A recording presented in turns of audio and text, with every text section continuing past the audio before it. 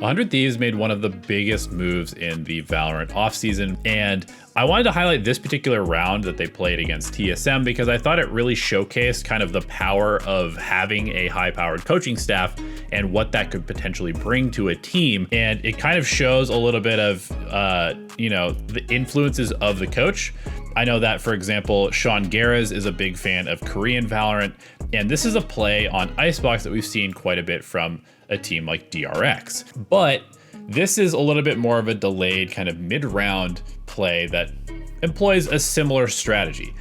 So 100 Thieves started out the round by kind of showing a little bit of presence on the A side. They have a Viper wall on B, and I do want to quickly highlight this Viper wall because it's not quite the same as the standard Viper wall, which is normally placed here. This one, as you can see, is placed a little bit deeper towards the B site, and it actually cuts across at a much sharper angle that actually also touches the upper part of B, or upper nest, or whatever you want to call it. And we'll talk about why that's important in just a second. But basically 100 Thieves is now gathering up for the actual execute of this strategy. And you can also see that TSM is basically just holding a sort of standard defense. So this is the trigger right here.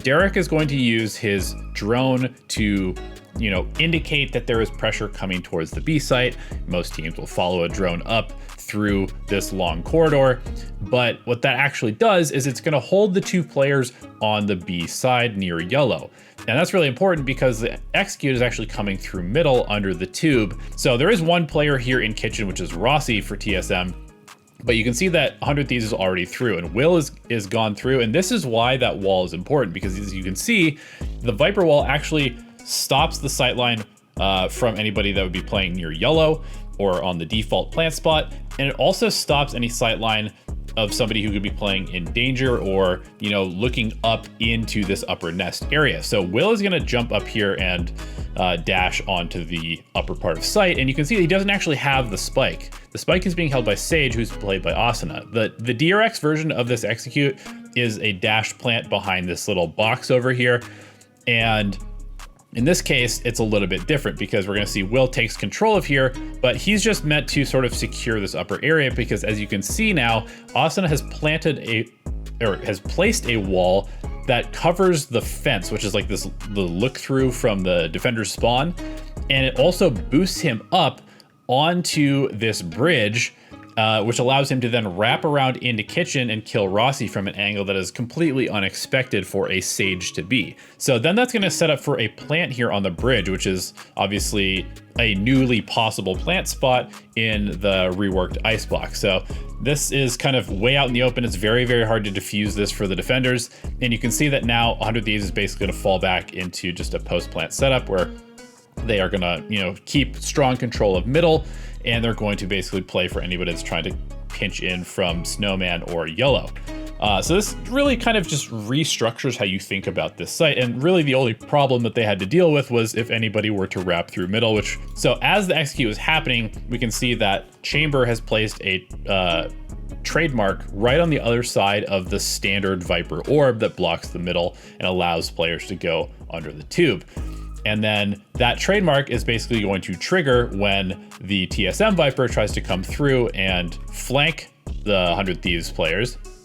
And then that is going to trigger the orb going up, and it's going to allow Chamber to basically just kind of play around there and defend this type of play. So they end up killing the Viper, and that essentially nullifies any ability for TSM to retake from that angle.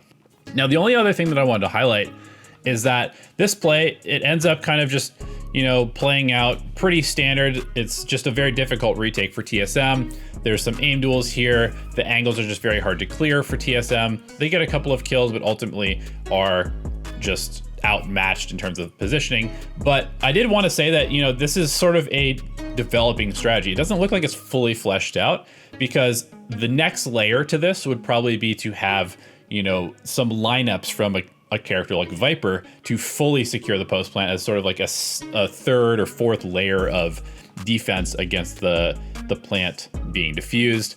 That gives it sort of like the unbeatable level of strategy. And that's something you would see from a team like DRX. They would always have the Viper, instead of pushing onto the site, would stay back and have, you know, some lineups. So I went ahead and just hopped into Icebox and came up with a couple of lineups that would sort of work with this particular 100 Thieves setup. So here they are, and you can see that they're in a pretty easy place to play, somewhere that Viper is going to generally play, and they work out pretty effectively from this location.